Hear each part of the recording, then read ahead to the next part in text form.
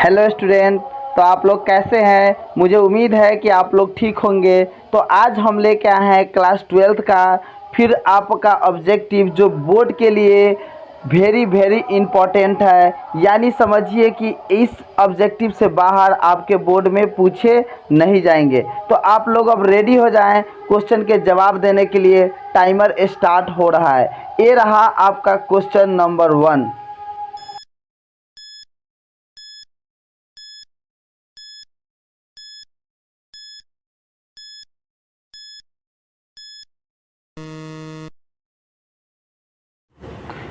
तो इस क्वेश्चन में है two conducting sphere of radii r1 and r2 are equal charge and ratio of their potential. यहाँ पे बताना है स्फीयर का पोटेंशियल। तो स्फीयर का पोटेंशियल क्या होता है कि अगर स्फीयर पे चार्ज q है, अगर उसका रेडियस r है, तो क्या होता है v equal to KQ/r। v यहाँ पे पोटेंशियल है, तो v जो देख रहे हैं इन्वर्सली प्रोपोर्शनल टू रेडियस है। तो इसलिए V1/V2 क्या हो जाएगा R2/R1। इसलिए ऑप्शन बी जो है आपका करेक्ट हो जाएगा। चलिए नेक्स्ट क्वेश्चन देखते हैं।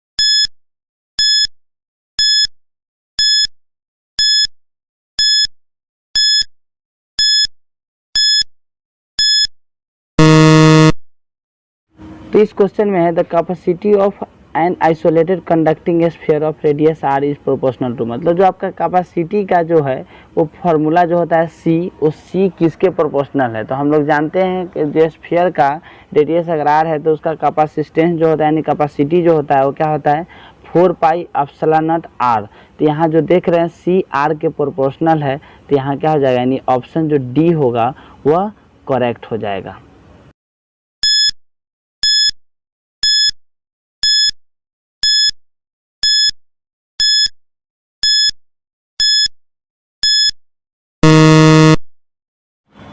तो ये जो क्वेश्चन है जो बहुत बार रिपीट किए हुए हैं, कह रहा है कि 8 को स्मॉल ड्रॉप को मिलाकर एक बड़ा ड्रॉप बना रहा है।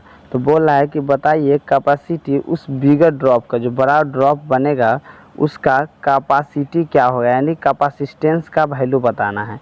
तो हमको कुछ नहीं करना है, वॉल्यूम कंजर्व करके जो बड़ा वाला बनेगा उसका रेडियस डालेंगे। उसका रेडियस होगा वह क्या हो जाएगा, उस पहिलका वाला रेडियस के आपका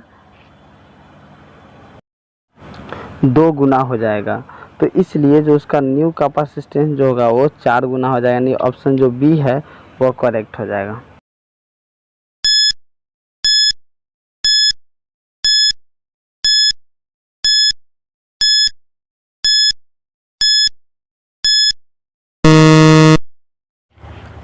तो नेक्स्ट क्वेश्चन है potential gradient at which dielectric of the condense just get puncture is known as. उसको हम लोग कहते हैं डाइलेक्ट्रिक कांस्टेंट, यानी ऑप्शन ए है वो करेक्ट होगा। इस क्वेश्चन को आप लोग डायरेक्ट याद रखें। नेक्स्ट क्वेश्चन देखते हैं हम।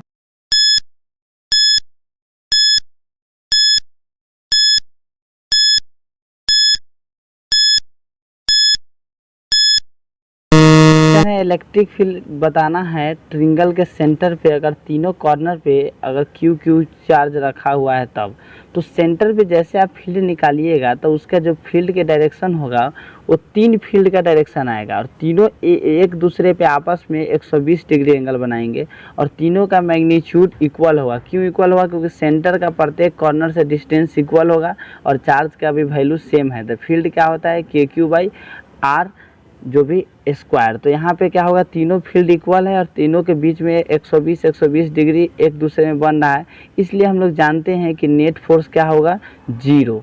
तो ऑप्शन हो जाएगा आपका ए करेक्ट।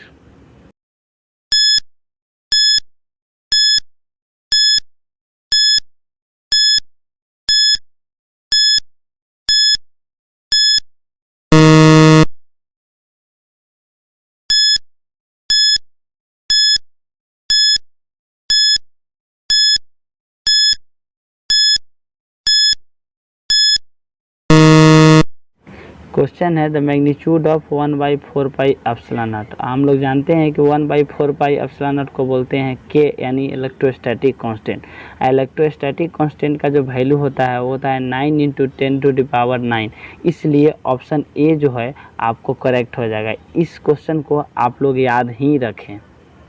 तो अब नेक्स्ट क्वेश्चन देखते हैं हम।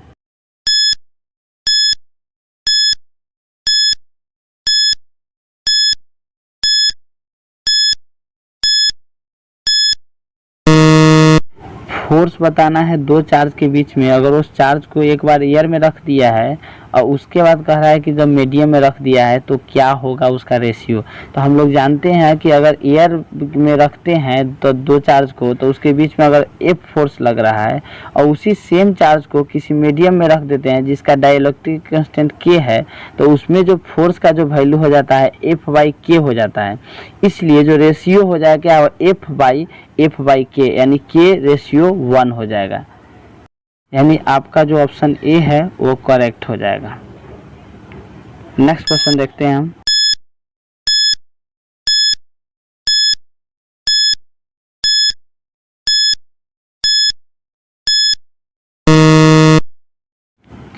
तो इस क्वेश्चन में है कि एक यूनिट पॉजिटिव चार्ज को मूव करा रहा है इक्विपोटेंशियल सरफेस पे। हम लोग जानते हैं कि इक्विपोटेंशियल सरफेस का क्या होता है कि चेंज इन पोटेंशियल का वैल्यू क्या होता है, 0। मतलब इक्विपोटेंशियल सरफेस उस सरफेस को बोलते हैं जिस पे पोटेंशियल क्या हो, सेम।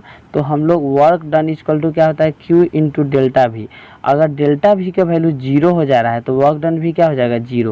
और डेल्टा भी का वैल्यू 0 क्यों होगा, क्योंकि initial potential equal to final potential. क्योंकि मूव किस पे कर रहा है, इक्विपोटेंशियल पे। मतलब जो पहले पोटेंशियल था और जो फिर जो फाइनल वाला होगा वो दोनों सेम होगा, इसलिए चेंज इन पोटेंशियल क्या हो जाएगा, 0।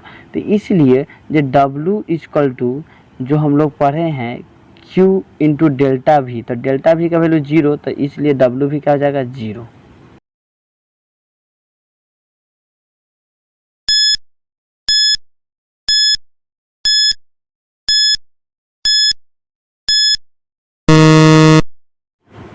तो इस क्वेश्चन में बताना है एक मेटेलिक हेलो स्फीयर है, उस पर पॉजिटिवली चार्ज है, मतलब स्फीयर पे चार्ज है लेकिन अंदर में खोखला है, कोई चार्ज नहीं है। तो उसका इलेक्ट्रिक पोटेंशियल क्या होगा इन साइड में, समझ रहे हैं, सेंटर पे। तो सेंटर पे क्या होता है, इलेक्ट्रिक पोटेंशियल, आप याद रखें। फील्ड क्या होता है अंदर में, 0। तो जब भी होलो स्फीयर के बात रहेगा तो उसके अंदर में जो फील्ड होता है वो 0 होता है और पोटेंशियल होता है कांस्टेंट। इस चीज़ को आप याद रखें। तो अगर मेरा आपको ये वीडियो अगर अच्छा लगा है तो आप प्लीज़ मेरे चैनल को सब्सक्राइब कीजिए, लाइक कीजिए। अगर कोई सजेस्ट भी कुछ करना चाह रहे हैं कि सर इस तरह से डालते तो और बेटर होता, तो आप कमेंट में डाल सकते हैं। जो भी कुछ बोलना है तो आप लोग कमेंट में लिखिए। और